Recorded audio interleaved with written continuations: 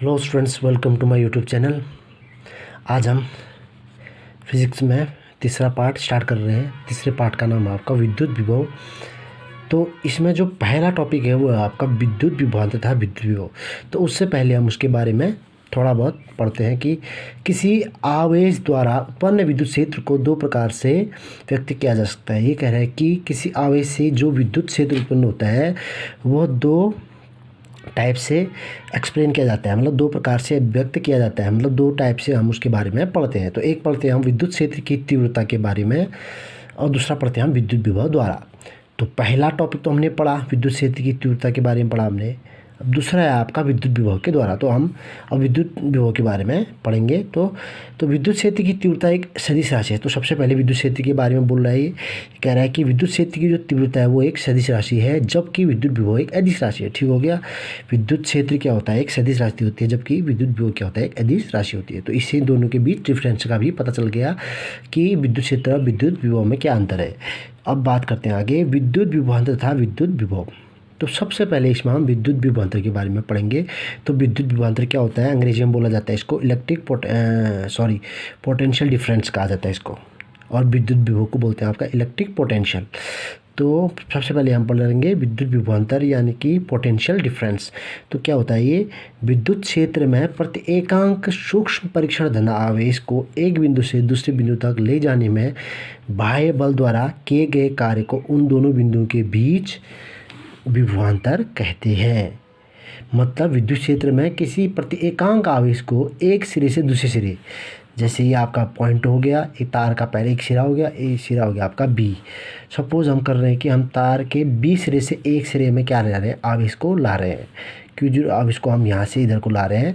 तो इस पर जो वर्क डन होगा, मतलब जो कार्य होगा इसमें, वो क्या होगा, वो क्या कहलाएगा, आपका विद्युत विभवांतर कहलाएगा। तो इसकी सिंपल डेफिनेशन क्या कहलाएगी आपकी, प्रति एकांक प्रेक्षण धनावेश को जब तार के या किसी चालक के एक सिरे से दूसरे सिरे तक लाया जाने में जो कार्य किया जाता है उसी को क्या कहा जाता है, पोटेंशियल डिफरेंस, यानी कि विद्युत विभवांतर, मतलब विभव में अंतर। कहने का मतलब ये कि वी बी पॉइंट पर विभव कितना है और ए पर कितना है, दोनों को माइनस कर दे तो विद्युत विभवांतर निकल जाएगा या कहलाएगा। ठीक हो गया।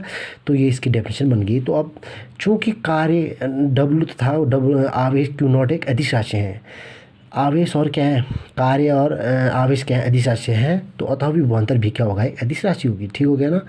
दो अदिश राशियों का गुणन करो या भाग या धन योग हो तो आपका क्या होगा, वो अदिश राशि होगी। ठीक हो गया। अब पढ़ते हैं विभवांतर का मात्रक के बारे में। तो विभवांतर का मात्रक होता है आपका वोल्ट होता है। ठीक है। तो इसको कैसे, V A minus B B equal to W upon Q naught से हम निकालेंगे। तो इसको लिखेंगे हम वी ए बी।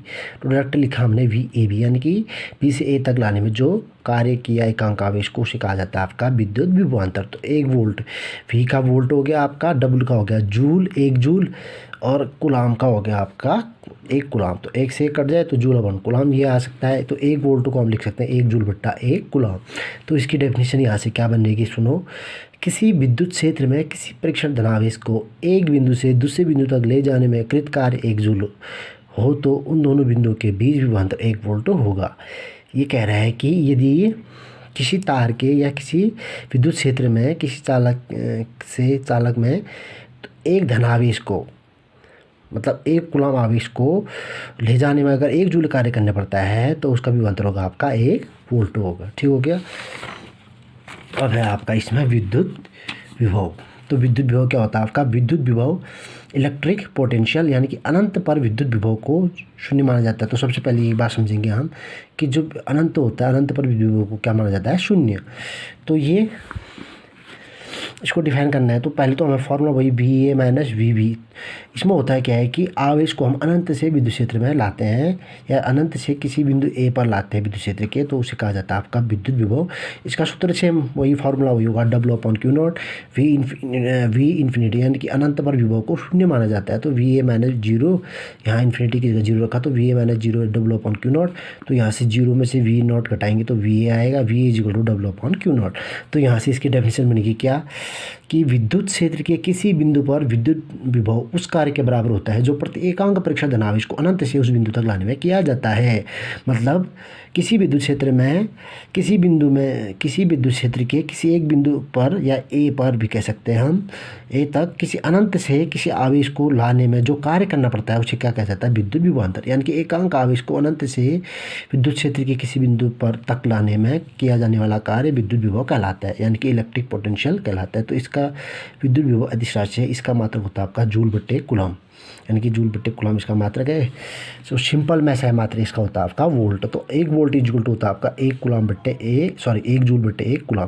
तो परिभाषा यहाँ से क्या बनेगी इसकी? यदि 1 कूलम के धनावेश को अनंत से विद्युत क्षेत्र के किसी बिंदु में लाने में 1 जूल कार्य करना पड़ता है तो उस बिंदु का विद्युत विभव 1 वोल्ट होगा। यानी कि 1 कूलम के आवेश को अगर हम विद्युत क्षेत्र में लाने में 1 जूल कार्य करना पड़ रहा है तो इसका मतलब है कि उसका वो विभव क्या होगा? 1 वोल्ट का होगा। तो बशर्ते कि 1 कूलम का धनावेश मूल विद्युत क्षेत्र को प्रवर्तित ना करे, जबकि पहले विद्युत क्षेत्र जो था अब चेंज हो गया, तो वो ऐसी कंडीशन ना हो तो तब उसके लिए 1 volt is equal to 1 joule बट्टे 1 कूलम होगा। तो यहाँ से हम विद्युत विभव की बीमा निकालते हैं। तो विद्युत विभव इक्वल टू होता है जूल बट्टे कूलम।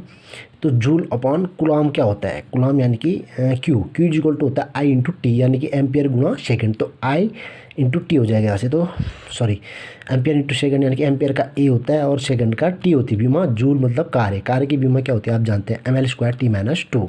तो ये आपको मालूम होना चाहिए। तो ml²t-2।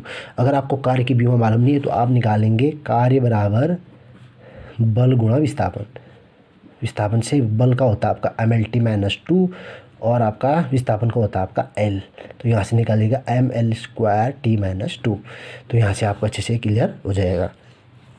तो यहाँ पर आप A और T को आप ऊपर ले जाएंगे तो A माइनस में आ जाएगा और T भी माइनस में आ जाएगा। T ऑलरेडी ऊपर -2 है तो एक और माइनस हो जाएगा, तो -2 -1 -3 और A -1 आ गया। तो ये आ गया आपका ml²t-3a-1। तो इस प्रकार विद्युत विभव की जो बीमा बनेगी आपकी क्या बनेगी? ml²t-3a-1। तो आज के लिए इतना काफ़ी है। तो आपने इसको अच्छे से टॉपिक्स क्लियर कर लेने और साथ ही साथ नोट्स भी बनाते रहें।